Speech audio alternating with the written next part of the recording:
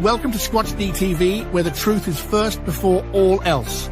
Join your hosts, veteran investigator, TV personality, and author Steve Kulls, and from the Kentucky Bigfoot Research Project and the Kentucky Fried Fixes channel, Chris Bennett. Sit back and prepare to take yourself on a journey with the longest-running Bigfoot podcast, Squatch-D. Here are your hosts, Steve and Chris.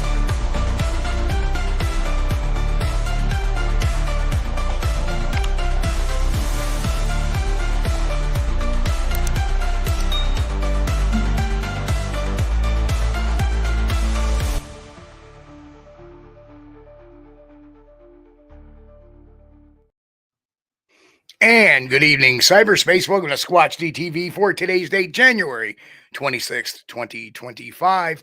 I'm your host, your guide, the Squatch Detective, Steve Kulls, along with my co-host right down there, Mr. Chris Bennett. Hello, Chris. Hey, Steve, man, it's good to see you. Happy early birthday tomorrow.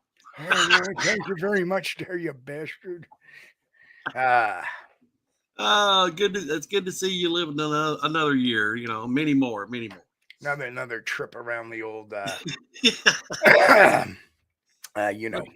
We were on the phone the other day and we were talking, and you said something about me about what was the temperature like around here. And I said, "Oh yeah, it'd been really cold at night, but as long as the sun comes out, you know, during the day, it'll warm up. That'll be fine." Boy, I sure did mess up. I opened myself up for karma, and sure enough, my kitchen drain line froze. That backed up into the the dishwasher, and that caused the problem to break. So I had to tear the dishwasher apart. I had to thaw out lines. It was just the last few days has been a nightmare, but that's okay. That's okay. We are still breathing in and out, and that's the main thing. Wow, that's been going better for you. Yes. Luckily, our northern homes are built for that kind of nonsense. So, I do want to throw a big thanks out to John Midwood from Queensland, Australia. Oh, John, who gave me a happy birthday. One of the first people to give me a happy birthday, because right now it's January 27th in Australia. Yeah. So thank you, John. I appreciate it, brother. But we have a bunch of news to catch up on to tonight. Lots of news tonight. And then before we even get to our topic, it has been a whirlwind friggin' week for me. I don't know where to start, but let's start with the roll call. How about that? Yeah, let's do that. And the chat is hopping. It sure is. First in tonight, Walter Kroll. Hello, Walter. Thank you. He says, great title. Yes, we're going to be talking about extinction tonight in relation to the Bigfoot. So, and of course, Mitch Hargrove. Hello, Pete H. Hello, Sharon. What's going on? Danny Weeks in the house. Don Gamau Jr. Hello. Patrick Collins back up and watching. Yes, Patrick had some computer issues. I got his video card in. And his buddy, another friend of his, came in and figured out why his computer was acting like an ass. But anyway, Sandra Piper is in the house. Karen Fisher, hello. Tennessee Cherokee. Angel Nolan, hello. Jen, what's happening? Jen is in the house. Roy Longley and Bristol, they're here as well. Roy's representing the lurkers here. We appreciate all the lurkers. Hello. And we have Jen, our bouncer, in there, probably with Baron nearby, her office assistant, Boris Khan. Goody goo goo, sir, to you as well. Who else snuck in here? The Susie Monster, I see, is in the house. Arthur Watch. Hello, Arthur. What's going on? And Grant Rasha. Grant, great to see you, brother. And who else? I saw Ristel in there somewhere. Yep, Brian S. is in the building as well. Patty Lindsay. Hello, Patty. Good to see you. Let's see. Danny Weeks. Shirty Hentz is in the house. Hello, Shirty. Good to see you. Love the name. Yeah, that's a good. Wardy 98PX1 said, I Alright. saw a Bigfoot at Walmart today. Oh, cool. Very good. Very good. Which section was he in? Sporting goods. Yep. Who else? Jack Norton in the house as well. Yeah. Jack, good to see Oh, you. yeah. And that's it. We've caught up really quick tonight. All right. Good deal. Welcome, So- everybody. Especially all the new folks in there. I see a lot of new names tonight. Thanks for joining us. Absolutely. Appreciate you guys hanging out with us. So, let's get on to a little bit of Bigfoot news today. Something I saw today which kind of warmed my heart. At first, I was a little worried, and then it was answered very quick. But our good friend, our late good friend, Joe Snyder, who passed away October of 2024. Yeah. I'm sorry, October of 2023. God, time flies. Yeah. It's October of 2023. It's 2025 now, Steve. I know it doesn't seem like it, but it is. Yeah. Over a year. Our good friend Joe passed away. He had this great little Jeep Wrangler, which he outfitted with a lot of Bigfoot research decals and extra equipment on it. Well, apparently, Mike, it's now in possession of our good friend Tactical Bigfoot Research, Mike Ann. Good job. And Mike wrote today, I added a piece of Bigfoot history to my collection that has an important spot in my heart. After Molly reached out, I will be putting Joe Snyder's Jeep back into the field. So there we have it. Good deal. That's very good. There it is on the back of the roll back there. So, yep. Love a good Jeep. Love a Jeep. So a couple other announcements. Again, I will be appearing at the Pennsylvania Bigfoot Camping Adventure, which is this year is going to be a little bit earlier. It's going to be on August 22nd and 23rd, 2025 at Benner's Meadow Run, which is a 315 Nelson Road in Farmington, Pennsylvania. Beautiful place down there in Fayette County, very close to Fort Necessity and Jumonville Glen, which is where Braddock was followed by the French and Indian troops. So great time always. I know Mike Ann this year is going to be running the workshop, so that should be a lot of fun. And we'll see you all there, those that can make that. And also adding to the fun, a couple of weeks prior to that, on August 7th through the 10th, 3 days, is going to be the Hocking Hills Bigfoot Festival. This year it's going to be in the fairgrounds in MacArthur, Ohio, in the Hocking Hills itself. Yeah. So that's going to be a great time. That's probably going to be a better thing because, man, they shut the town down. I mean, it's so many people. By watching the live feeds, I couldn't believe it. It's just like groves of people. Yep. So I will be back.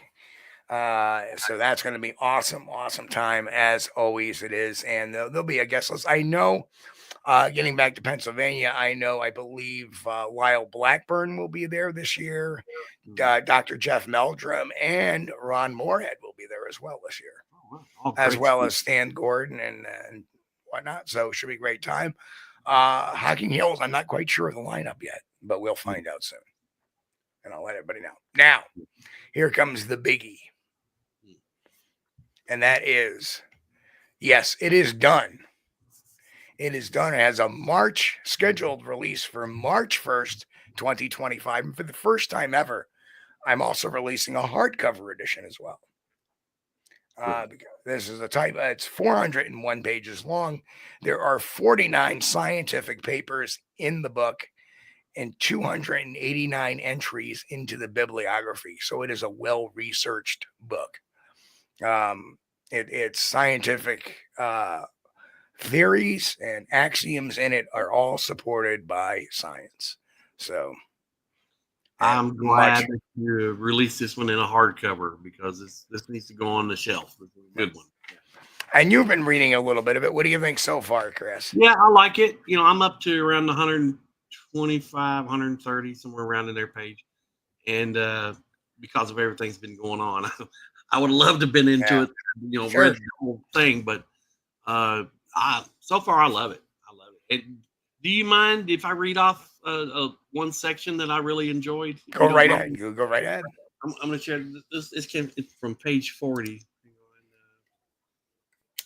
Find it real quick. Yeah, I should have been more prepared. Sorry, guys. But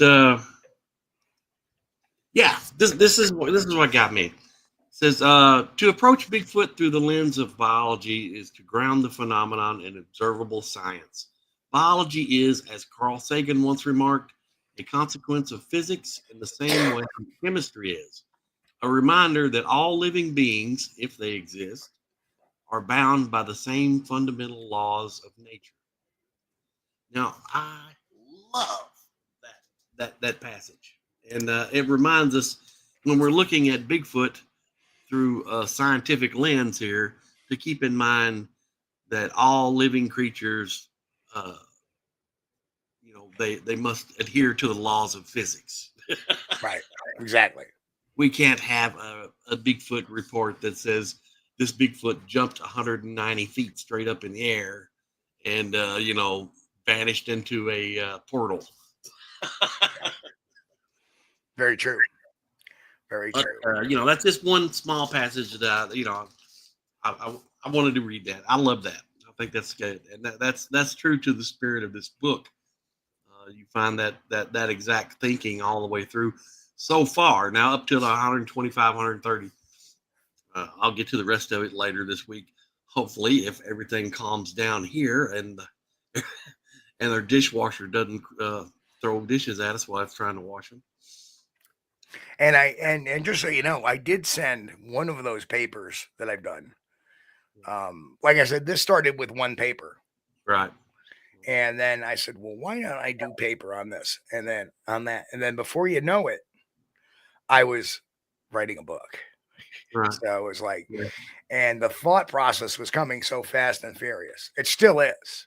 Well, the reason why I was glad you're going to put this in a hardcover is because it makes a heck of a reference. I mean, there's a lot of scientific research in there, dude. And anybody that's interested in Bigfoot will need that reference on the shelf. 289 entries into the bibliography. Yeah. Yes. A good handful, maybe about a dozen or so are Bigfoot books, but the rest, I mean, that's where we draw some of our witness information and some of our statistical stuff. It's broken into a bunch of sections. It has the biological and physiological papers. That's right. Grant has a request, I think. Yeah, sorry, no new chapters. It's done. It's done. Sorry. Brian says, will you be doing an audio version? No.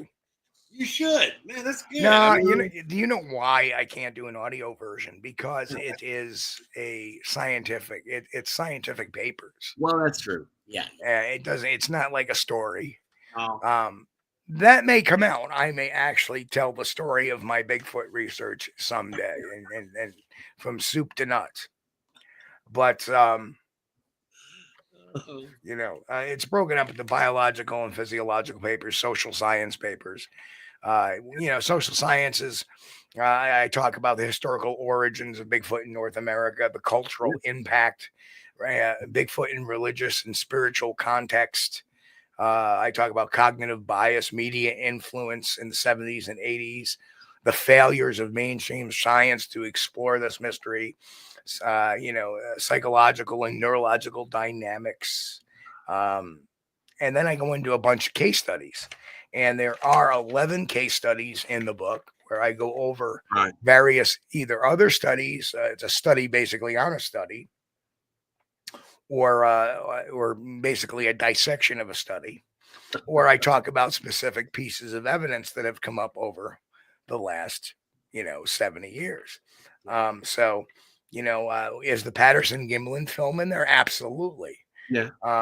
Is the There's some discussion of the classic Bigfoot encounters that I really enjoy. Right. But I admittedly, I don't break those up in the scientific paper because there's not much to go on with any of those. There's no much hard evidence of any of those because they're so antiquated and time has passed so much. But most of it has been, a lot of the, breakdown of the different analysis that have been done in science that people have long forgotten. Right. And then finally, I have, Section 4, which is furthering research and, how to, a paper on locating the species, sound strategies, evidence collection, DNA collection protocols, finding remains, scat, tree breaks and bends, track casting, and leveraging artificial intelligence to assist in our research. You're going to include a pheromone chip in the book, Steve? No, because pheromones have been tried and failed. Yeah. Doesn't work too good. They tried that in Kentucky. Yep. Chimpanzee pheromones, and then I forget what doctor did that. I remember doctor. He kind of disappeared off the map. Maybe it was Craig Heinzelman, Dr. Craig Heinzelman. He actually created and sold these pheromone chips to researchers, which contained a combination of human estrus and gorilla estrus, and they weren't. And when I was with NESRA, the Northeast Sasquatch Research Association, they had a handful of them, and other Bigfoot research groups. And at that time, there were a lot of organized Bigfoot research groups. There was the AIBR, the BFRO, the SRO, or the SRI rather. There was the Gulf Coast Bigfoot Research Organization, the TBRI or TBRC, Texas Bigfoot, research crew. So there were a number of TEXLA, the Texas Louisiana Bigfoot. I mean, there was a number of Bigfoot groups and the MABRC. And a lot of these groups did deploy pheromone chips, and they always had negative results. Nothing ever happened. And that pheromone chips have to be so specific. So I don't really consider them a useful type of deployment. And again, we talk in the book about the ability for a Bigfoot's scent, its ability to smell over long distances. And while it is greater than a human being, it does fall far below that of a dog or a bear or anything like that, where they can smell stuff, for quite some distance. Well, were those guys trying to use the pheromone chips of estrus on try to attract Bigfoot to come into the area? Correct. That would assume that these creatures have a cycle of breeding similar to canines or something, to where they would come into heat. And there's no evidence that primates do that. And then you don't necessarily know when their mating season may be either. Yeah. Well, you got the billy apes. They're pretty promiscuous. Yeah, well, they sometimes will do it to relieve anxiety. Believe it or not, billy apes. They're one of the few species that does it for pleasure. The other species besides Homo sapiens is dolphins. Believe it or not. So yeah, there's a lot of interesting.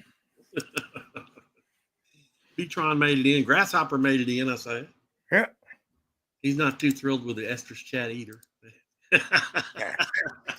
Yeah, that's why I didn't include it in the book. It's just it's a no, It was something that was tried, experimented with, and it had zero results. Right. So you move on from it. And and a lot of the other stuff, call blasting, tree knocking, there's always there's sporadic results. So you have to continue on with it.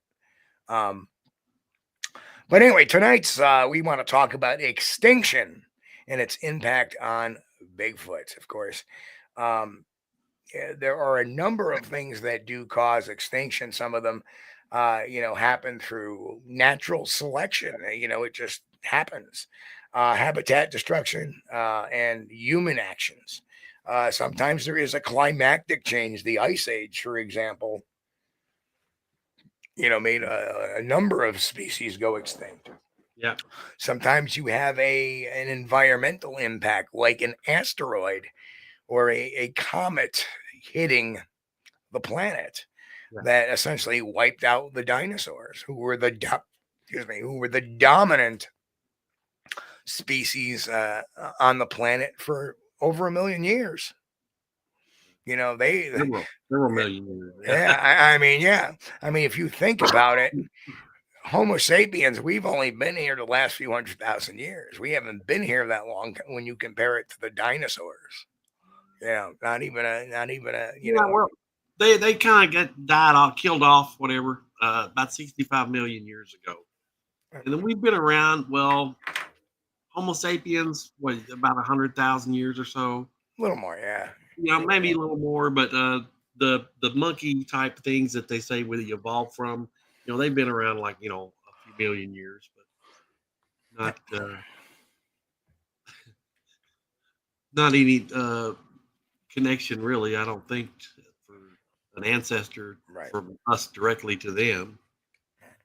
And then you have some other things. You have invasive species that can cause extinctions. You have human activities like deforestation and so there's definitely some interesting things. Recent extinctions. The Beiji River dolphin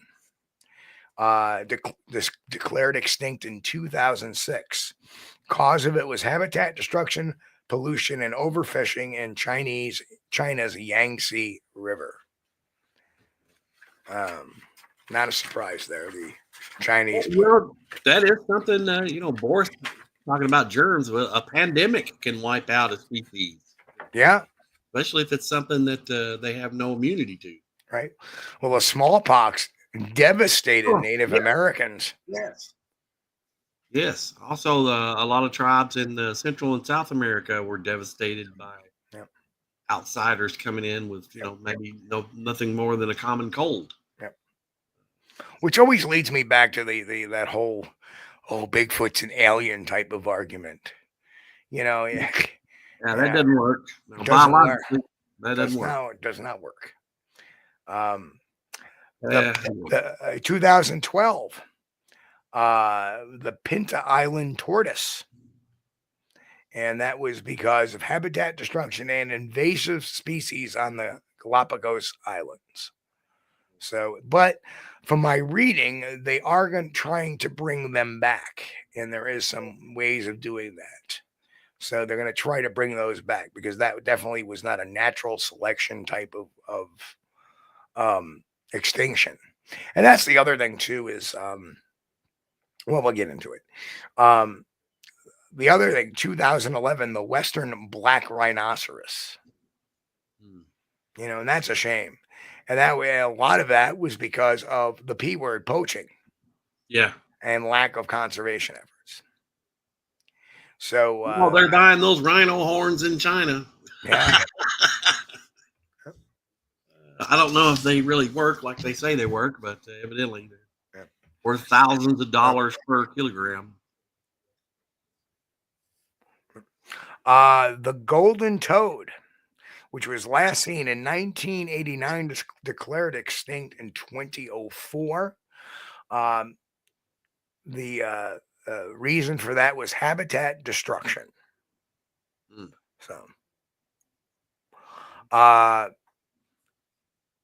it's kind of interesting that some try to blame that on climate change, but Costa Rica has always been hot and humid and warm. So I don't understand how climate change could have anything to do with that, except, Grant says Snake Island continues to grow. All they do is eat other snakes. Well, I would donate to help them go extinct. So here's another one too. Another animal that went extinct in 2000 in the wild. There are some reintroduction efforts going on because there are some that exist, but they are extinct in the wild. And that was a Spix's macaw. And that was caused by deforestation and an illegal pet trade. They were snatching them all right? And that's, when you think about that, you have to be very careful with that because a lot of times people will buy those birds and there's one bird, so they don't have a chance to procreate. And eventually you're going to run out of animals. Yeah, Grant, I don't like snakes either, bud. Of course, 1936, the Tasmanian tiger. Oh, Hunting, habitat destruction, and competition from introduced species. And then finally, the last one I want to touch on is, of course, this one's an older one, the dodo.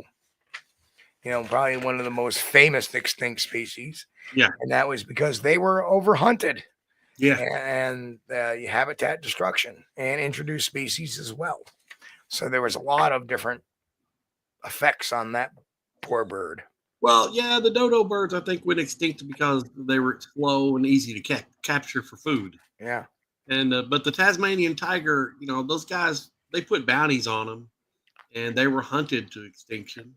Perhaps they should have used the survival strategy and evolutionary survival strategy, such as not tasting like chicken.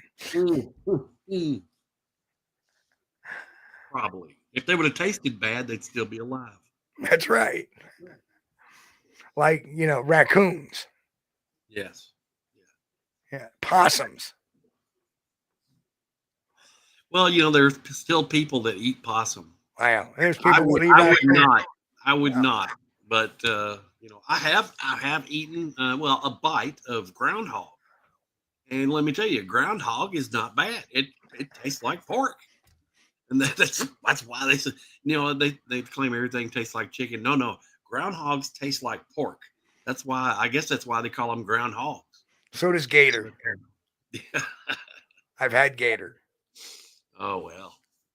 Ugh. I don't want to know that either. Yep, I've had blackened gator. Yep. Yeah. So, but snakes, I don't think snakes are ever going to be a problem. People eating those, I've done it before and seen people do it, but I only took a little bite because it was everybody else was doing it. Have some rattlesnake, fried rattlesnake. So, what does Bigfoot face in the wild that faces the same threats of all the others? Well, of course, they same type of habitat loss from deforestation, urban expansion, change altering ecosystems and food sources, and human interaction risks. So, once they are discovered, then you have to worry about poaching. Not that we've had groups of people go out and try to poach them anyway, or take one down for science, and that's never been successful. So, not. Poor said,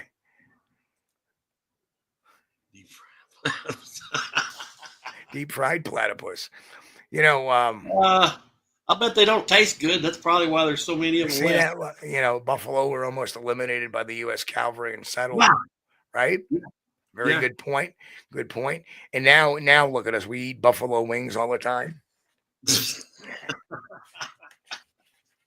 Well, I think if you do the research on the buffalo deal, that was because of the railroads.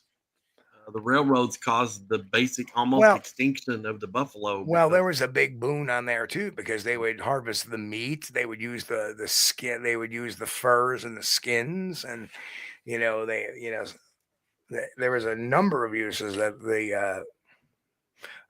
during the westward expansion, buffalo, they were so numerous. You never have to worry about eating, at that time.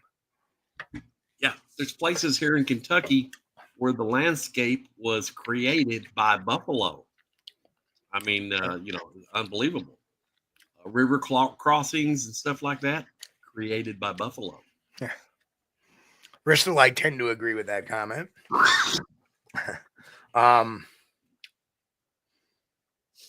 The other big thing too is, and these could be a potential cause for a Bigfoot's extinction. We talked about, deforestation and habitat loss.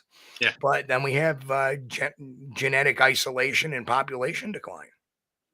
If Bigfoot populations are small, scattered, interbreeding could weaken its genetic diversity. Yes. And then, low production rates could lead to natural population collapse. Right. So that is something really to think about quite a bit. Yeah, and you think if they live in small family groups, there's got to be some way they can get some genetic diversity into there, because if they keep on inbreeding, that's going to cause a lot of problems, and you're going to have the unhealthy individuals with maybe birth defects and stuff like that. Going to be a hard way to go. So, Laurie says, I'm upset about the buffalo. I don't eat wings. Just, well, I don't know. Should we tell her that buffalo wings don't come from buffalo? What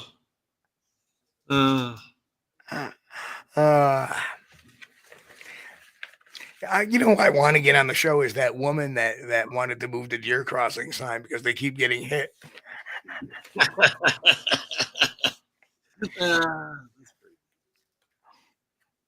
Oh man. Oh yeah, we have a lot of problem with that in Kentucky here locally. You got to watch out if you drive in the evening, late evening, or at night. Oh man, you can just guarantee they're going to be committing suicide in front of your car, right and left.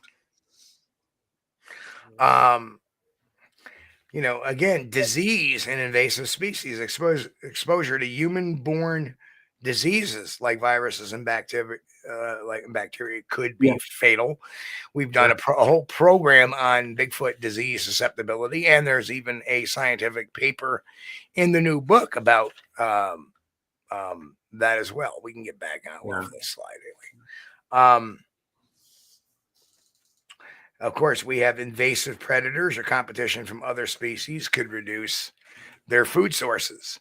So you could have a Bigfoot, population of Bigfoot, say, feeding on rabbit, and all of a sudden a group, the NCON or Department of Fish and Game decides to release into the wild coyotes or wolves or wildcat, and all of a sudden those populations of the food they were eating starts to quickly get diminished by other carnivores. Yeah. And now they don't have that food source there.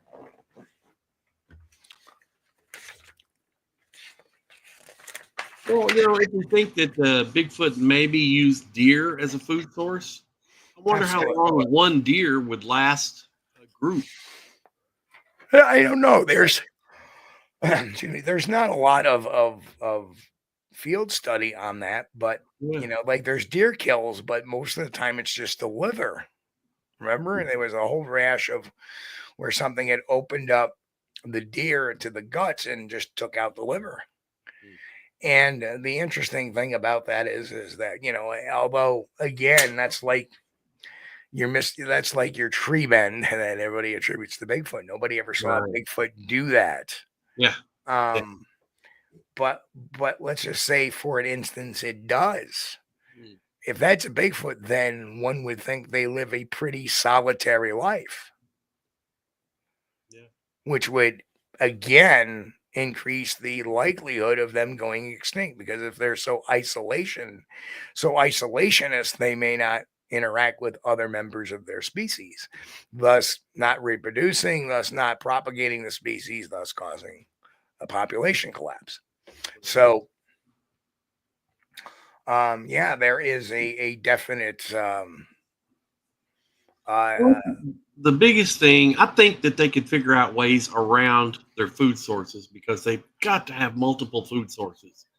They can't just rely on one. They've got to be able to go to a certain area. They know they're going to get some sort of roots there. Right. A lot of the times when they're active in Kentucky is mushroom season, when people are out picking mushrooms. So that's got to be another viable food source. So I'd be very interesting to see, though, because they would need a high amount of protein. They got to keep that primate brain going. Yes. People don't understand that the reason why vegans and vegetarians have to find protein sources is because without protein, our bodies begin to break down, starting with the brain, first of all. It needs those proteins to, help fire those neurons up to keep the neurons healthy. The same thing, because it all has to do with cellular repair, and that's what proteins do. They're building blocks. So without that particular, without those particular, you could have a very malnourished Sasquatch. And there's been reports of seeing some of them that look very, lanky or very emaciated almost. Right. Our own Pat Collins, when he saw his particular, he says it looked really scraggly. Right. So it could have been emaciated, could have not been getting the proper food sources.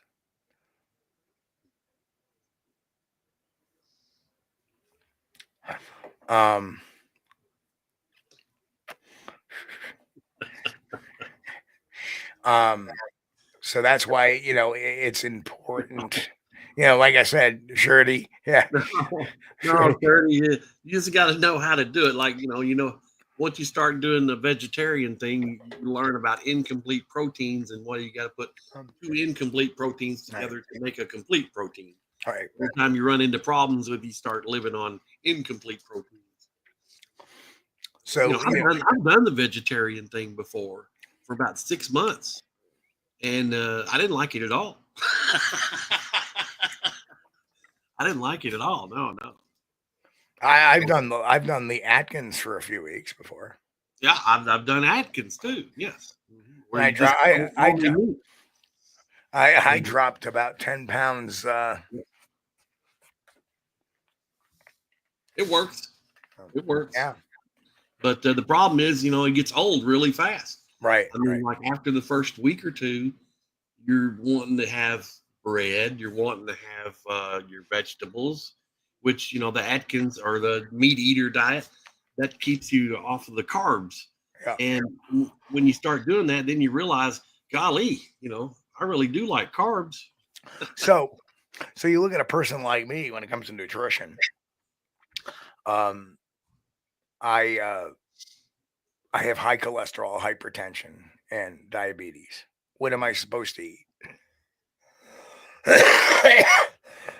What am I supposed to eat? Yeah, you're supposed to eat mostly protein rather than carbs. No, protein spikes the cholesterol. Yeah, but your carbs are going to spike your sugar. Yeah, you can't win. It's rough. Yeah. So what I do is I have a strategy is I keep medicated to my eating levels, level everything out. So that's the actual strategy is that's why, Mick says the carnivore diet heals all sorts of ailments. Yes, it does. You know what? I think there is something to it. I mean, I don't think it's magic, but I do believe it does promote inflammation in your body, whereas carbs promote inflaming your joints and stuff. When you get on the carnivore diet, which is all meat, it reduces inflammation. It reduces the inflammation in your body. So if people with arthritis or swollen joints or you got a bad knee, it reduces inflammation. It works. See, Boris says he's on the seafood diet. He sees it, he eats it. Myself, I'm a light eater. When it gets light out, I eat. Well, and don't forget my favorite food, Chris. Seconds. My favorite food is everything. In the wintertime, like when it's cold out and I've been stuck inside the house, what have I been doing? Well, I've been eating. Yep. I'm getting fat. I've been eating.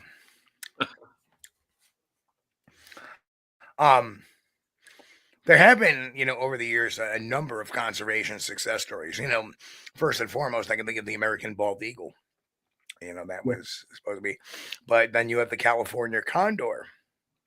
The black-footed ferret. So apparently they were thought to be extinct and they were rediscovered, and breeding programs have boosted in its population. The Arabian oryx and that kind of looks like a beast of burden, like an ox almost, except for it's a little skinnier, I think. The giant panda. Their habitat protection and breeding programs. Yeah. Their status went from endangered to vulnerable, so they have done better. Of course, American bison. So they had there was a bunch of legal protections on those, and there you go. And even the buffalo are making a comeback. So yeah, people started keeping those for basically pets. They put a couple of buffalo in their field, and next thing you know, if you got a mama buffalo and a daddy buffalo, and along comes baby buffalo. So isn't the daddy buffalo called the bull as well? I don't know. I'm not a buffalo.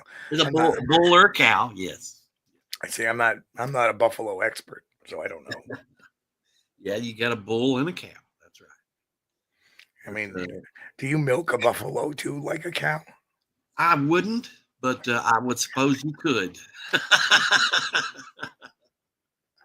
Yeah, after a buffalo cow has a calf, I'm certain she has fresh milk produced for her offspring. And if you could figure out how to milk her, you'd probably be okay. But expect a kick or two. Well, they do have a breeding program, and some people have signed up for that to where they'll raise these beef cattle guys. They'll raise beefalo, which is a crossbreed between a buffalo and a standard beef cattle. And which, I don't know. I guess it works. But I've never done it, never tried it. Probably wouldn't. But I wouldn't mind having some buffalo. I mean, they've got them down there at the Australia down under, down there at the Horse Cave exit 58. They did have a field full of buffalo out there, and they've disappeared. I don't know where they've gone to. Maybe they put them up for the winter. I don't know. But I always thought that's kind of neat. You can be driving along and just kind of glance over and like, oh, there's a field of buffalo there. Maybe they go south for the winter, like the east. No, they fly south. Well, they actually walk now because we've eaten all their wings. They fly south for the winter. Yeah.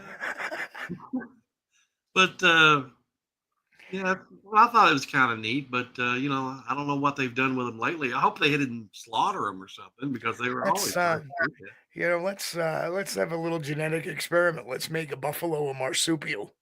Yeah. Oh God. No. So I can't get off of what Grant was talking about the snakes a while ago, and I don't know if I've told you this, but I'm going to tell you a little story about when my mom and dad came to visit me when I was in the Air Force in New Mexico. I took them around to the tourist spots, and there was this one trading post, which was a tourist trap, and they had a snake pit.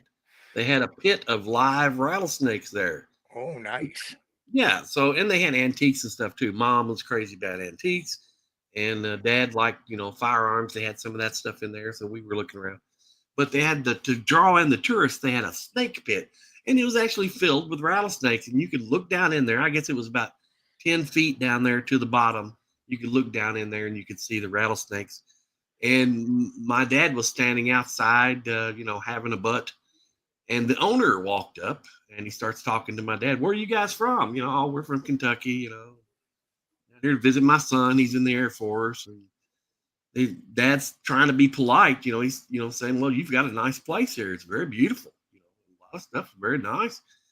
And the guy's trying to turn those compliments back around to the snake pit, which he should not have done that because my dad don't like snakes. And so the guy, he kind of shifted the conversation to the snake pit. He turned around and he said, look down in the snake pit. He said, yeah, they got it pretty good here. He said, I can't think of anything that they need. And Dad said, oh, I could think of a couple things they need. And he said, what's that? And he said, 5 gallons of gas and a match. And he was serious. Oh, Dad would have poured a 5 gallons of gas in there and threw a match in if you hadn't been watching him. So, rattlesnakes. Somebody made a comment in the chat. How ironic that the Kansas City Chiefs are on the verge of eliminating Buffalo in the playoff game tonight. Oh, that's terrible. I know it's a play on words, but I'm not a big sports guy, but I caught that. Yep, it's official. Friggin' Chiefs won again. So, Mick wants to know, Steve, do you suspect that Sasquatch are near extinction? Personally, I don't, because there's still so much of the continent that humans don't frequent. I don't either. I just thought it was a real interesting topic of the potential. What would make a Bigfoot go extinct? So pardon the clickbaity title, but that's what the discussion is about. It's not about the content is certainly not clickbait. The content, as we love to do, is have a rational, scientific, or investigatory type of discussion here on. And do I think they're going extinct? No. Is it potential? Is it possible? Perhaps. But the number of sightings from state to state kind of detracts from that. My concern would be, is their population density shrinking or growing?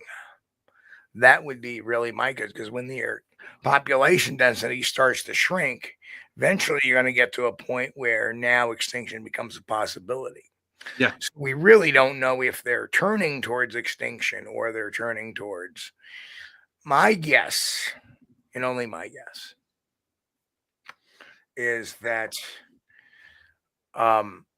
they're probably turning more towards the extinction side. Not saying that it's going to happen anytime soon,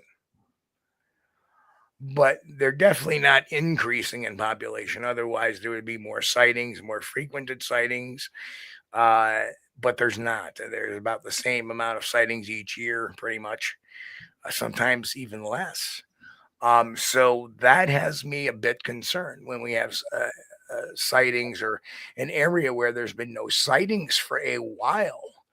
Did they just withdraw from that habitat, or did and now that habitat, so their population density, I should say not population density, their population spread rather, is shrinking. So they're becoming more densely populated, or are they? Or they're just their areas where they range is becoming smaller and smaller and smaller and smaller. And that's what you see traditionally amongst animals that go extinct is first they're here, then they're here, then they're here, and then gone. So that becomes really important to note what's going on there. I hope that kind of answers the question. Well, I am concerned about their population density. If they were increasing in population, we would have more sightings. Right. If their population is staying about the same, then you would think that the sightings would stay about the same. If they're decreasing in sighting, if there's a decrease in sightings, you would think maybe they're becoming harder to locate. They could be becoming extinct on their own. And one of the things that concerned me was their breeding structure, and what type of family groups they live in, and are they extended? Do they switch out? Do they do like the Native American tribes did? Maybe get women from other tribes, or maybe switch out. Well, that was the whole purpose. Yeah. And it's covered a little bit in the new book. Mm-hmm. That's the whole purpose of the reason why you have the solitary male that goes out and finds his own group. Right. That is a biological instinct to prevent interbreeding amongst the populations. Mm-hmm. So that's why primate groups do that. They kind of tend to spread out. Possibly, yes. Right. So, by the way, I think these are conversations you don't get anywhere else on the Bigfoot topic. I don't think they're going to deport them to Alberta, Grasshopper.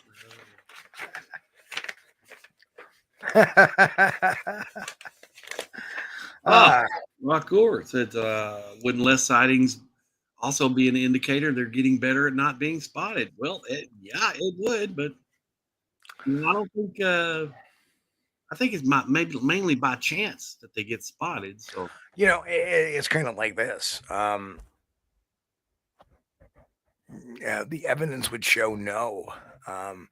Less sightings mean that they're not getting better at not being spotted. It means that their population is diminishing. That's what's shown in all the other biological species of the planet. It's like, geez, I haven't seen 1925. It's like, wow, I haven't seen any of the Tasmanian, devil or the Tasmanian tigers around or the thylacines. And all of a sudden, like, where are they? I don't see them anymore. Well, they're extinct. It's not that the thylacines have become better at avoiding humans or hiding. It means they disappeared. And that is the way for a lot of animals. Wow, we haven't seen one of these in years. Yeah. Where did it go? Look at the coelacanths. I mean, that was thought to be extinct, and then they finally found one. So they were definitely endangered, but they were not extinct as once thought. But that's the problem. What happens when you why wouldn't you find a coelacanth? So I don't think it's because they're getting better at hiding in us. I think they're pretty good at that as it is, but still, you would have a very similar number of whoops, there it is type of encounters. On a regular basis. So if sighting reports are starting to dwindle. Yeah. Kay Curtis said we can bring Bigfoot back from extinction as science now. Bigfoot close to human and gorilla is not to say but crazy science in Russia. We'll mix it breeding. I think there was a Russian experiment. They tried to breed chimpanzees with human women. That was a very bad thing. It didn't work. Yes. Nope. And the other thing too is that not close enough. Right. Yeah, it's for whatever reason. I mean, they can do it with some of the ungulates. They can do it with some canines. They've been talking. They can do that now with the elephants. They can bring they could probably bring a mammoth back because they have the full genetic markup of a mammoth. And they would tie it into an elephant, and they would, impregnate an elephant because it's it's a relative. It doesn't work out that great with primates. And there's a real good reason why. And that's because of our genetic markings. We have a lot of intricate genetic markers. There's just, like breeding a chimpanzee with a human, thinking, it just wouldn't work. Not close enough. No. Nope. But now I do know you can take a donkey and a horse and get a mule. But that happens in nature. Doesn't happen in a lab. Yeah. Right. So that's just natural. You can take the natural breeding partners and create a new species, which though is sterile. The new species is sterile, and but not to say that a mule can't have a baby, because there are recorded happening observations of that happening. Right, a mule had a baby, a Jenny had a baby, and unfortunately, it was not a mixture of the male mule DNA and the female mule DNA. It was an exact copy of the female. How about that? She had herself. Oh man. Interesting topic. But far away from Bigfoot going extinct.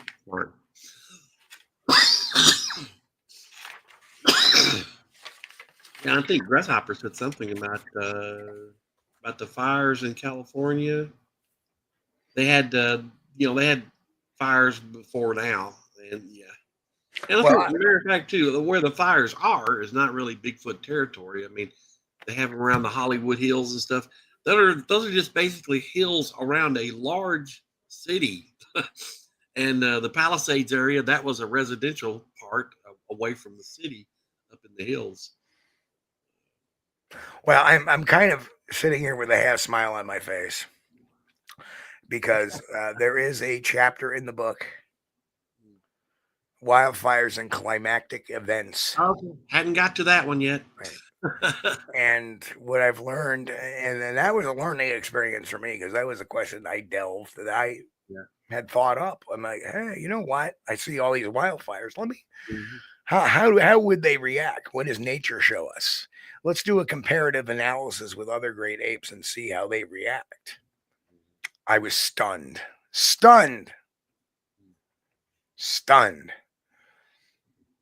You want to know why I think there were no Bigfoot bodies in Mount St. Helens?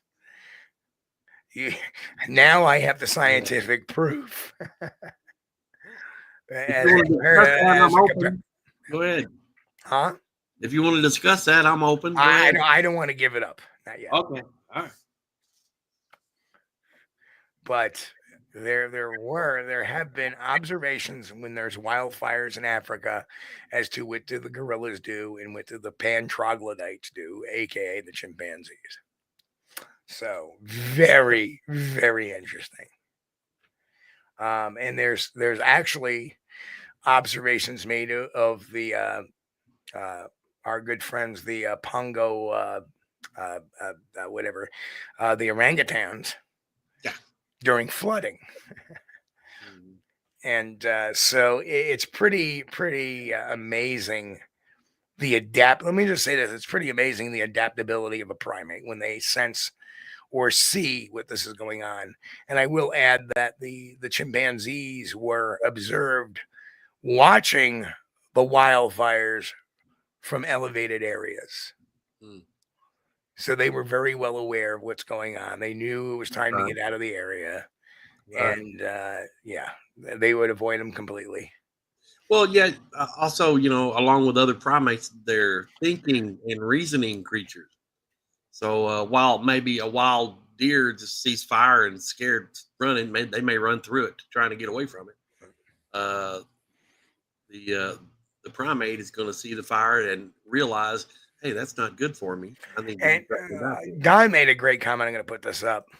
Human is the only primate that would not know enough to leave. Well, that's funny, but there is a reason why. Why wouldn't you leave if there's a wildfire going on?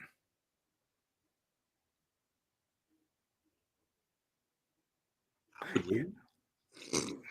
Unless I'm there putting it out, I would leave. So there's a fire 100 yards away from your house. Are you going to leave? I might check the insurance policy first. Right. But if the house is not insured, no, I would stay there and try to fight the fire. Okay. Right. And then you also have a shit ton of personal stuff that can never be replaced. Yeah, that's true. That's right. True. So the difference between us and the other primates is as Homo sapiens, especially modern Homo sapiens, and it's true for the last several hundred years. Actually, it's not just, or actually for hundreds of years. We don't leave because we collect things and they're our possessions. Yeah. And, like chimpanzees don't have possessions. Gorillas don't have possessions. Orangutans don't have possessions. There's sticks in the forest they can find elsewhere. We're the only kind of thing that buys something that's manufactured or have this, memory where we can create a photograph and it's a memory for us of somebody that's long gone. And we don't want to leave it. We want to fight and make sure it doesn't get destroyed in a fire. So that's why we stay around a lot of times, to protect our belongings. Yeah. Sentimental. Right. So we are one of the few species, if not the only species, that has sentimental attachments to non-biological things. Let me say that again. We are the only species to have a sentimental attachment to non-biological things. In other words, if there is a baby gorilla you may expect a bunch of the female gorillas to try to rally and protect and get that out of an endangered area, right? Yeah. Right. We will do the same thing with if there's an infant, right? But we will also do the same damned thing if there was a chest full of old pictures from generations long ago. Right? There will be a certain amount of the population that will fight and try to stand there and try to retrieve that as well. So again, we are the only species that has sentimental attachment to non-biological items. Right. Oh, okay. Bird clock.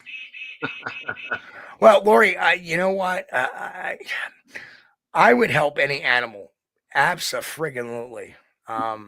And that would be in our human nature too. We see a puppy or a kitten or anything like that. It's our human nature to go. I mean, how I was part of a team many, many, many years ago. There was a fire in a house, and we got into the house and we rescued the kittens that were in the house. They were, they were all hiding under the couch. But we moved the couch in there. They all were, and we each grabbed a kitten or two, and out we went out the door with them. Yeah, we will, as human beings, we will survive. We treasure life, whether it's human or non-human, believe it or not, when it comes to emergency situations. Oh yeah. But we also extend that to. I have a Rembrandt hanging in the parlor, and my house is on fire in this part. I'm going to run in and grab that Rembrandt. Right. Right.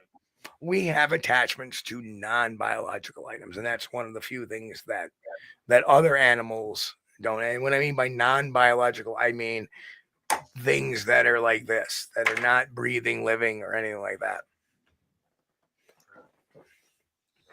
It's what's been happening in California is a tragedy, and mostly I could see the tragedy. They ran out of water, and but the problem was a lot of these houses that were shown that were burnt down had full swimming pools. So why didn't they just pull water out of the pool to spray on the house? I just don't understand it. Right. So let me give you a great example of anthropomorphism. People could turn around and say, well, Bigfoot was trying to protect their nest or their cave or their whatever. No, they wouldn't. Right? Because we protect our homes for a completely different reason than anything else. We protect our homes in the event of, like wildfire and climatic changes, because we are a creature of possessions. We have a system of attaining wealth or attaining items and attaining possessions, and that's what we do. We make stuff and we collect stuff. That is our change. When Homo sapiens first emerged, we were farmers. We would grab vegetation and eat that. Then we learned to become hunters, right? And then we learned to cultivate crops, and then that became the big thing. And then we became industrialists, and that became the thing. And every single time, every single switch, we collected more stuff and more stuff and more stuff. And when we became industrialists, and I don't mean like the barons of America. Let's go back to the Renaissance era, right? Let's look at the Vatican, the popes. They were big collectors of things, right?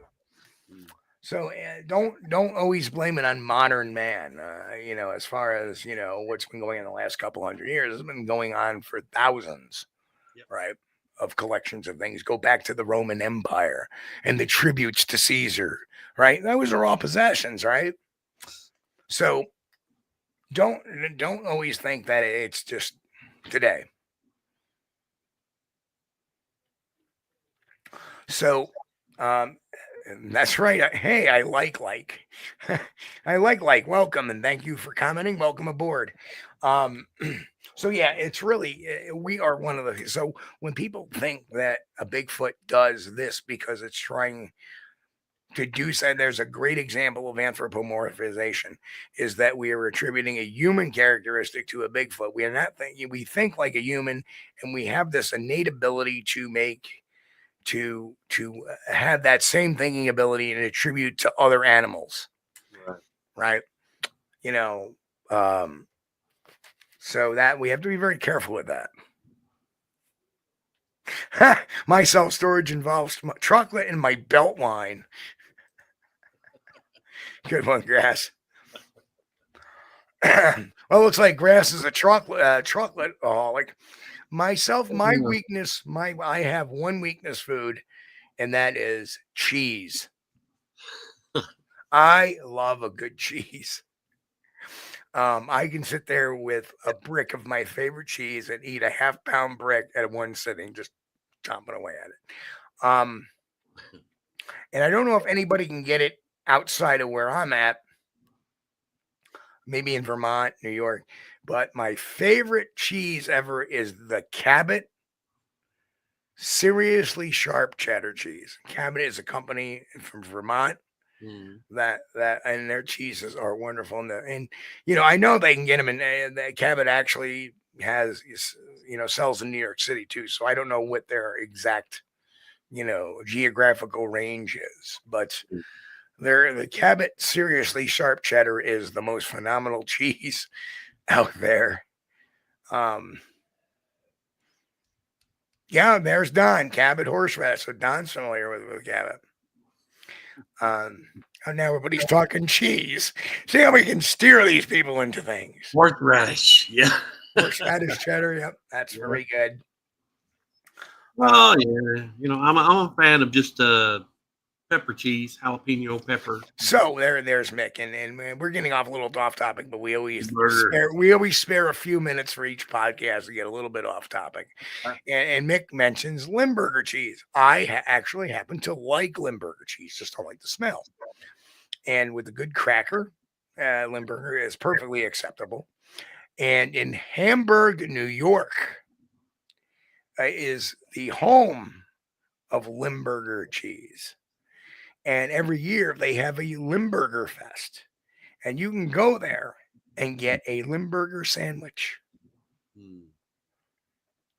Well, I mean, I don't know if I just want to have cheese. Cabot Pepper Jack, another one of my faves. There you go. Yep, pepper jack. Good stuff. Good old ham and cheese sandwich with a slice of pepper jack. Yep. Make anybody happy. Yep. Yes, absolutely, Mick.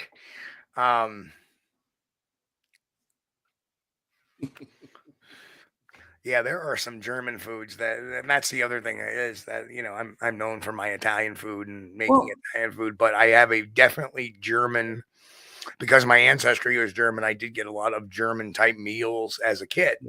Yeah. So I do have an affinity for certain German things, Limburger being one of them. They don't really sell that around here. Limburger. I mean, it's hard to find. Very hard to find. Yeah, we can get Swiss cheese and about anything else, but when it comes to Limburger and stuff, no. Or a good Gouda. Yeah. Oh, wait, we can get that. Yeah. Monster cheese. Monster. Yes, that's all available. Don't forget Famunda cheese. Well, I don't know about that. But now we can get all the stuff. Of course, you know, I usually buy cheese for the pizzas. We do homemade pizzas. Well, Lori, you got to step that up, Lori. Lori said, Steve, weenies and sauerkraut. No, I'm stepping it up. I want some good bratwurst and sauerkraut, or so even better, some Weisswurst and sauerkraut with a good German mustard on there. Oh, heaven. You know. Well, as cold as it's been chilly weather here lately. And chili always works good with a grilled cheese sandwich. Yep. You know, if you I'm not really crazy about tomato soup. Well, hang on. I got to stop you here for a second. Mm-hmm. Chili is good with a grilled cheese sandwich. Mm-hmm. I thought that in the South it's supposed to be cornbread. Explain that to me. Why does a guy from Kentucky preaching grilled cheese with chili and not cornbread. Well, I mean, that's a lot of people put cornbread in their chili, okay, or they'll put crackers. Hang on a second. I like asked, have you heard about the latest cheese factory explosion? No, we haven't. No. Why don't you tell us about it? Chris, you got to read it because I'm on the. Getting ready here. Here we go. Oh, there's debris everywhere. No, I like it. It's pretty damn good. I was pretty good. Bravo. Yes. I like. Bravo. Oh, that's a good one. That's a good one. Yeah, we like that one. There's debris everywhere. But you know, we were talking about chili, and yes, people put cornbread in it and crackers. I'll usually use crackers in mine because crackers are cheap and it's handy. It takes a while to make cornbread, okay? And another thing, the greatest thing about chili is to put in it as an additive is these yellow tortilla chips. Yellow tortilla chips. You crunch them up, put them in your chili, stir it up. Oh yeah, much better. But you all also want to have a grilled cheese sandwich on the side with that. Now Mick is talking. Now Mick is talking. Weisswurst. Ausgenext. Oh, I can't even pronounce that, especially with sweet Bavarian mustard. Yep. Ausgezeichnet. Weisswurst, ausgezeichnet, especially with sweet Bavarian mustard. Yes, absolutely. Yes, crackers are meal stretchers. Yes, they are. I always put crackers in my chili if I don't have any tortilla chips. And, you know, normally we don't do cornbread in the chili here because it takes, you know, a couple hours. Truthfully, I don't think cornbread and chili are a great mix. Yeah, I've had it before. Yeah, it works. It's kind of like, you know, cornbread and potato soup is good. You know, a lot of people don't realize that, but it is. You crunch up cornbread and put it in your potato soup. Believe me, you will be a changed human being. Yep, that's a good one too. Another thing to put in your chili is Fritos. Fritos, yes, that's like yellow corn chips. Yes, Fritos are corn chips. I guess you could get the chili cheese flavored Fritos and drop them in there. See, and that's the thing. There's two distinct cornbreads. There's cornbread you get that's very gritty that I hate. Yes. But then you get some of the nice cornbread that's very nice and moist and very chewy. Yes, that depends on who's making it. Yeah, that's true. Yeah, some people mix 50-50 cornmeal and flour, and they make their cornbread with that. Some people, personally, I prefer it just white cornmeal mixed up with an egg and some milk, and then you bake it. It's good. And you can even skip the egg. Instead of putting an egg in there, you use Miracle Whip salad dressing. Huh. A big blop of that. Substitute for an egg. It makes better cornbread than the. So you know what I would do, Chris? What, man? Is put the egg milk and then you put some honey in that cornbread. Could, yeah. We usually put a little, like a teaspoon or two of sugar in there. So you can add honey to it to sweeten it, and that would change the flavor a little bit. Yep. Give it a little bit of a honey flavor. But, you know, I was raised on beans and cornbread and mashed potatoes. Yep. Yeah. So I think myself a connoisseur of cornbread. I've had every kind of cornbread you can make. Okay, let's get back to the Bigfoot. Bigfoot and cornbread. No cornbread. We're done with the cornbread. Chris, put the cornbread down. Yes.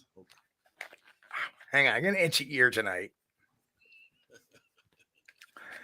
Yes, I am. I am one, Grant. That's why I have the redneck diet, because I am one. Well, actually, technically hillbilly, but I will gladly claim the title redneck as well. You're a mountain person. Mm-hmm. Don't you have some relation to the Hatfields or McCoys? McCoys, right? Well, I'm not related to them, but I knew a girl that was Melissa McCoy. Missy, if you're out there, he was a direct relation of the McCoys from Kentucky. Yeah, and I have to side with the McCoys because they were on the Kentucky side of the feud. The Hatfields were on the West Virginia side of the feud. I didn't care for that. They're enemies. Still goes on to this day. Yeah. That was not the only feud that happened in Kentucky. There have been several others. The office assistant is knocking at the door because the office assistant was conveniently absent at the beginning of the show, and I can hear him at the outside of the door going, "Oh, oh, oh." Man.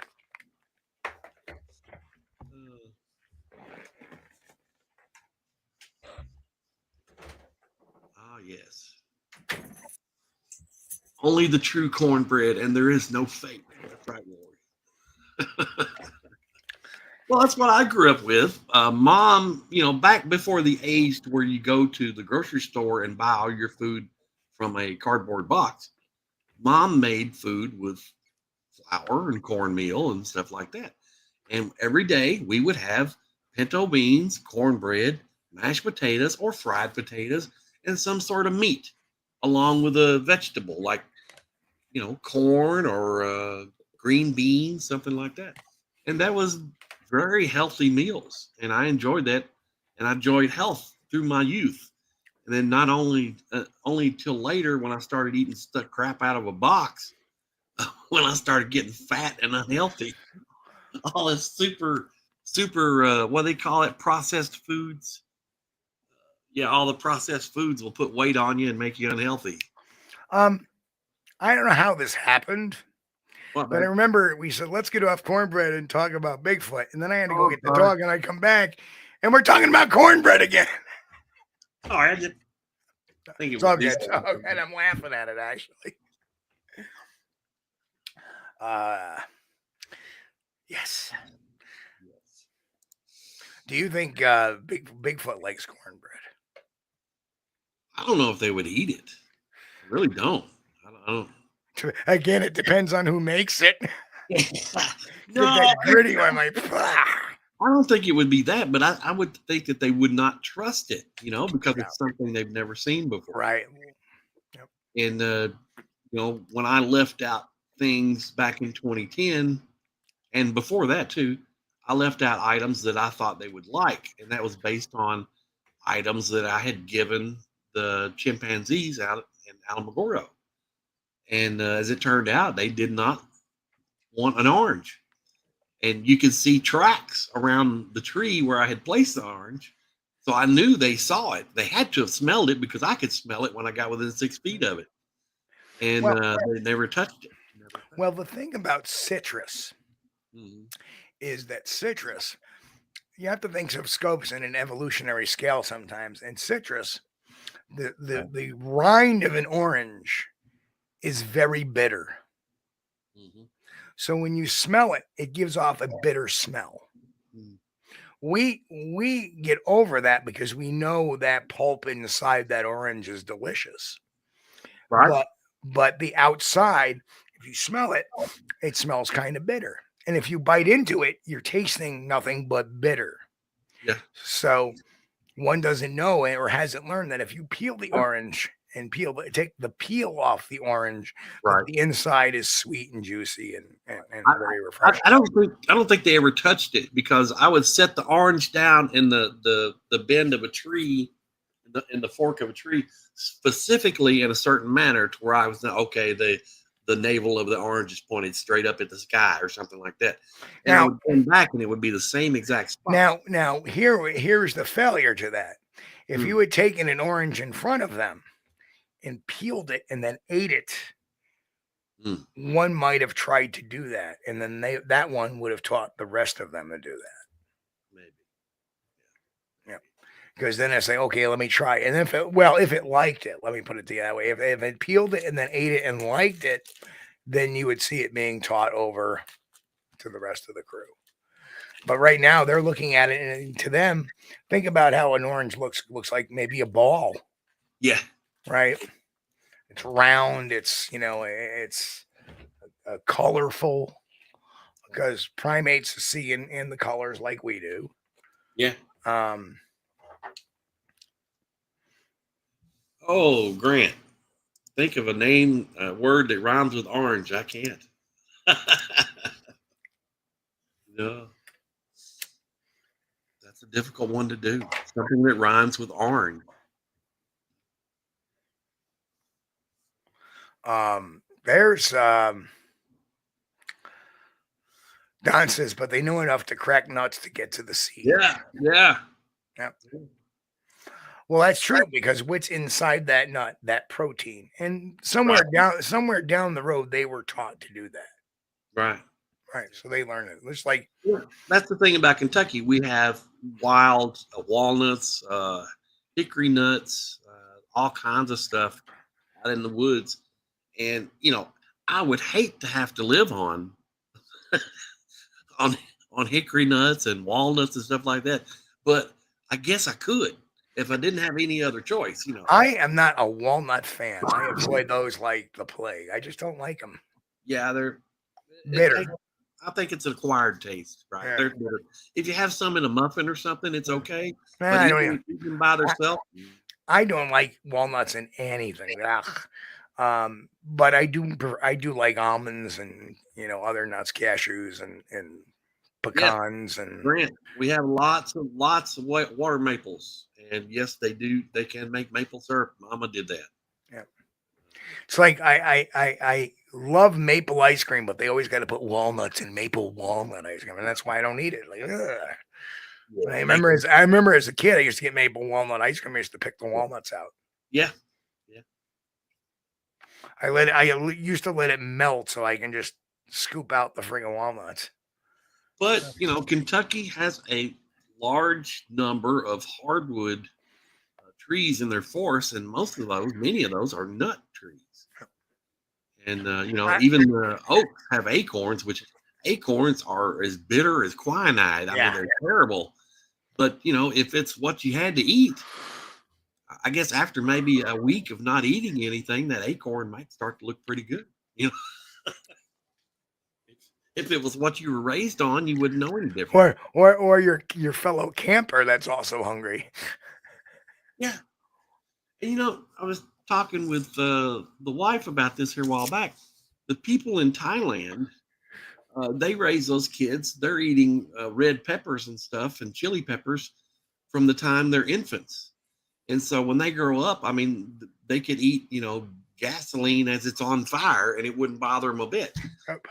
But with me, I can't eat some of the stuff that he fixes. I can't eat it because it's too spicy. Then she complains about the jalapeno peppers that I eat being too hot. And no, there's no comparison, man. No comparison. So. Okay, we're talking about food. Sorry. No, sorry. We always end up talking about food here. Yeah, I'm just thinking that, in another hour and a half, my odometer of life clicks off another notch. And, I was 32 years old or 33 years old when I got into the Bigfoot field. 32, I think. And here I am approaching 56. And just unreal the amount of time. No, I'm sorry. I was 31 when I got into the Bigfoot field. Or 29. No. Yeah, 29, 98, 29. So I was 29 years old. Now I'm standing here at 56. And kind of puts me in a reflective mood, which I think the kind of reason spurring the book, which was kind of a mass accumulation of everything I've come to believe and realize over the years of doing this.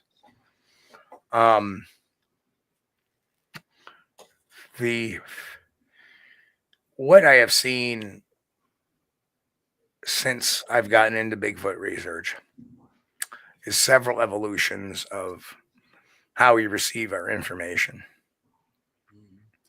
And even on the media platforms, I mean, we've gone to doing years ago.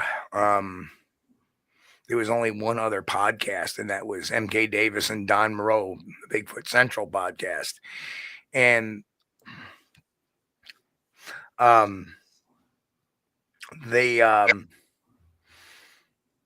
were sporadic. You would never know. They would have no show schedule or anything like that. Maybe once in a while they would do a show. Yeah. And I don't think they did more than a dozen, actually. Then the advent of Blog Talk Radio showed up, and that's where a lot of us filtered to. And that was in the days when forums were still a big thing and everything else.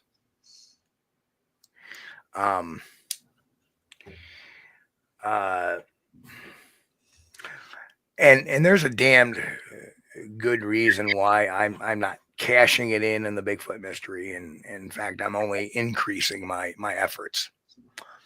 And that's because if you look at people like John Green and Renee DeHinden and even Peter Byrne, who always kept their finger in that pie, that's what kept them going. That's what kept their minds fresh. That's what kept them motivated to live, to keep out and keep going.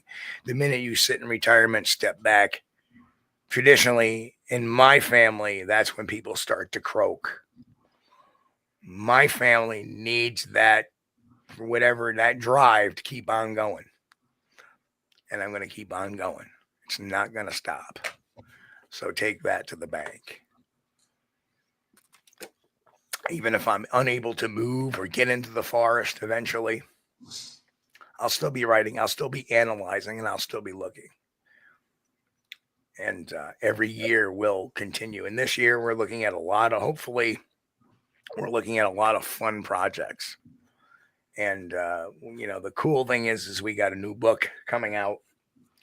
And we're going to press on maybe even another book before the end of the year.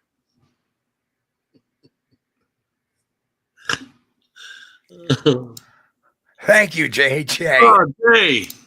Thank you, sir. Appreciate it.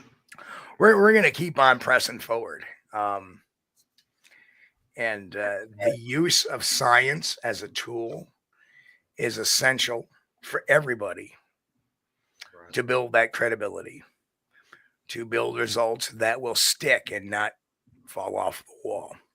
When we deviate from said scientific principles, we get stuff like the Ketchum Project, or the Erickson Project for that matter, where there were scientists working, but there was never any real data collection because we haven't seen it. Right. And that study is passé. I mean, they ended the Erickson Project almost 17, 18 years ago. And we never got a product out of that. And when you look at that, millions of dollars spent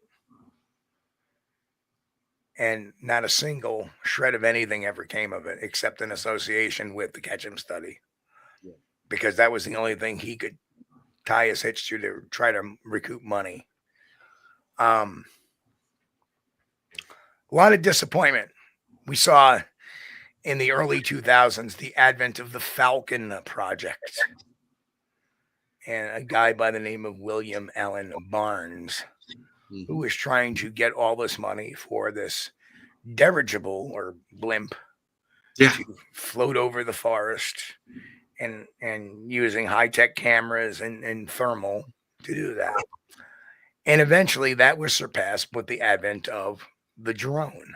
Yes. It was a sound idea, but it's outdated now.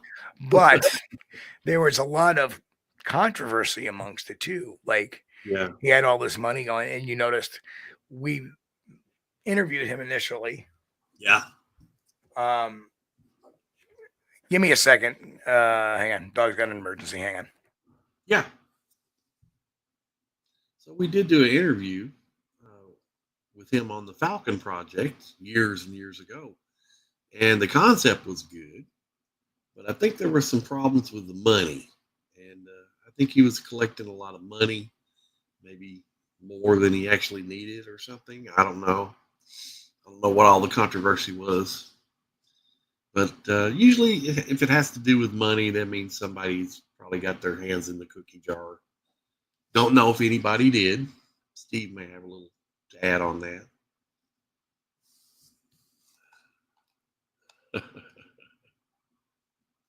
You guys. So, let me get back. I heard something about money. Wasn't William Barnes basically accused of having his hand in the cookie jar on the project? Well, that is the allegation, allegedly. I know we don't know. We Right. don't know.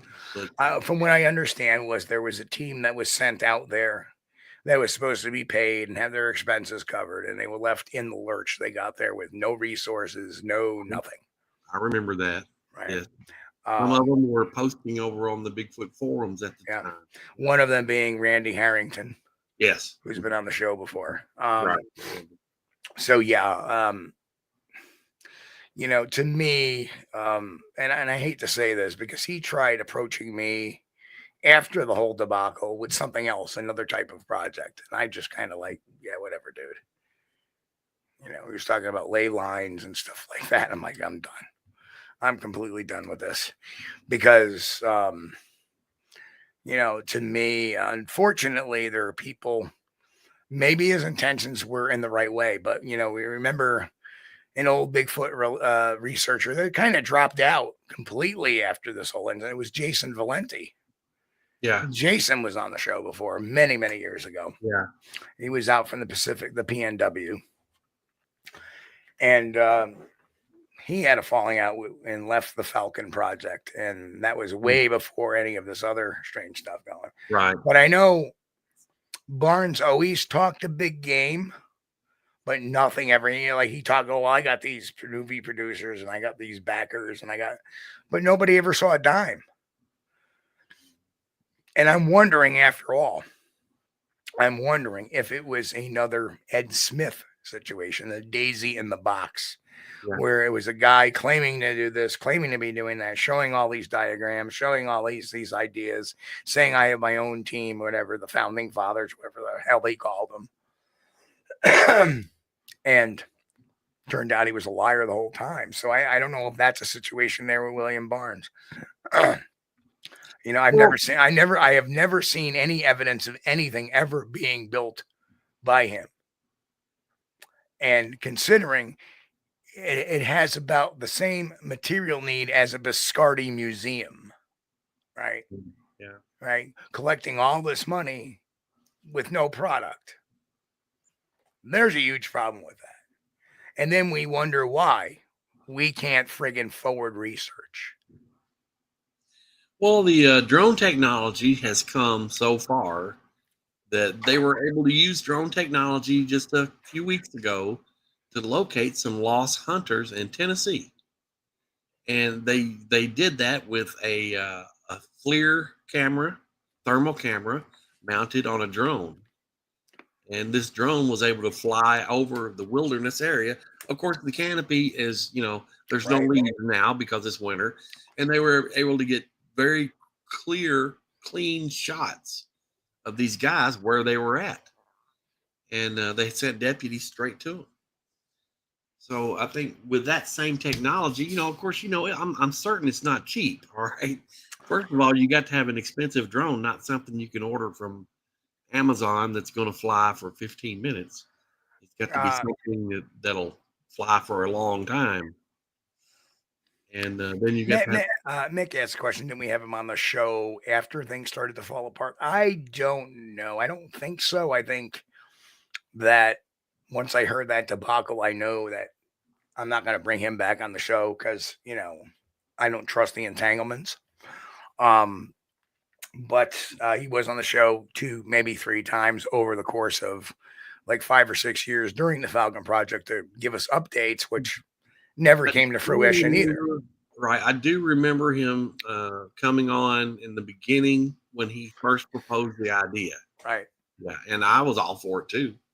I thought, well, anything, it was out of the box at the time. So,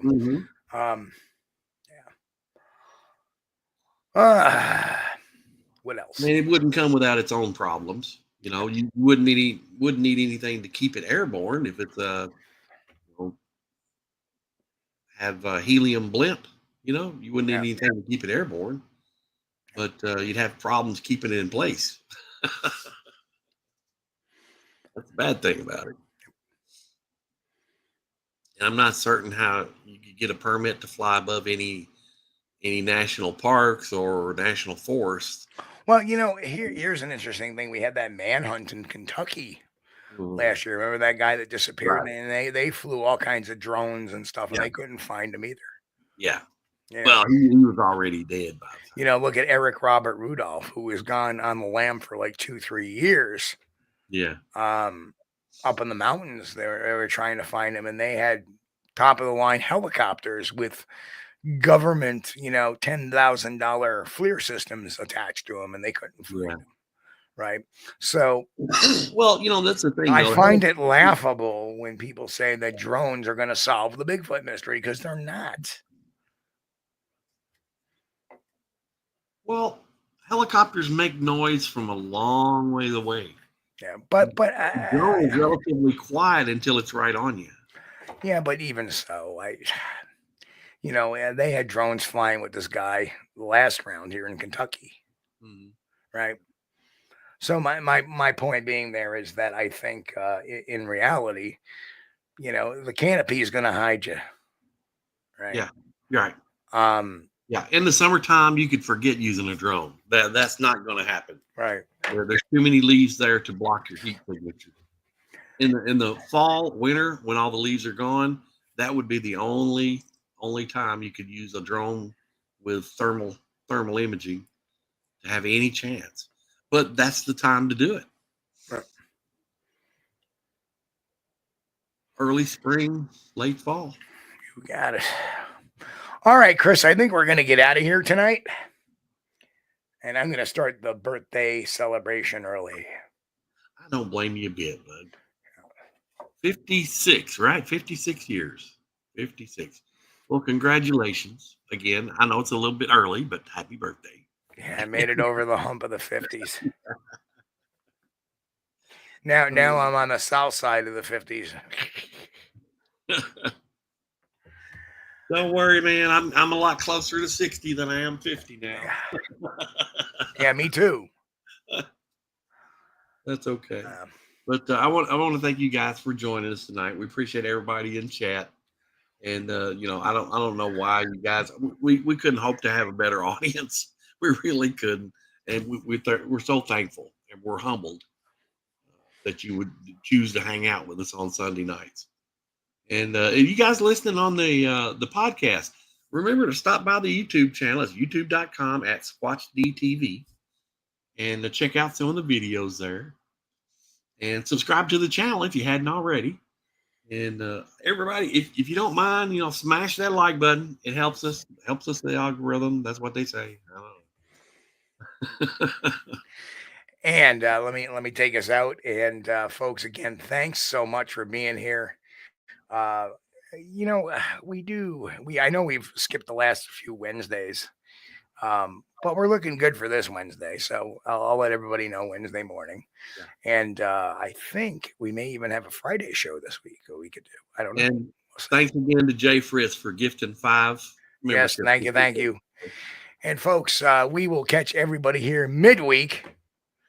So everybody enjoy the first half of your week here. Stay safe. God bless. Of course, keep on squatching. We'll see you all here on Wednesday night, 9 p.m. Eastern, right here on SquatchDTV.com, YouTube.com/@SquatchDTV. Catch y'all in a little bit.